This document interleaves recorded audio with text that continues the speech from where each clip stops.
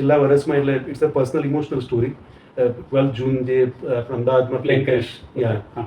તો મારા સગા કાકાનો દીકરો ને એની વાઈફ દે ડાઈટ. ઓકે. એટલે પછી એના જે ટીનેજર કિડ્સ કહેવાય જે 17, 13 અને કાકા કાકી 78 એન્ડ 72 સમથિંગ ધ એજ. ઓહો, એટલે બહુ ગેપ.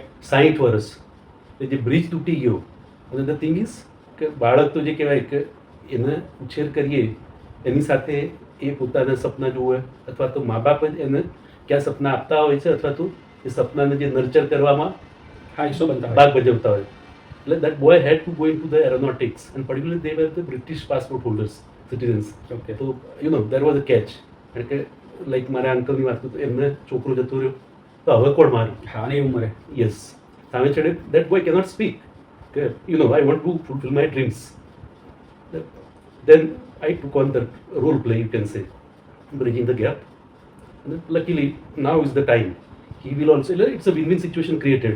કાકાએ પણ સ્વીકાર્યું છે કે હા, આપણા લાગણીઓના ભાર નીચે આપણા બાળકોનું જે સપનાઓને દબાવવા ના જોઈએ. And at the same time that boy also will take a call once he is through in his dreams, and let's see, but life will be beautiful, that I am assured.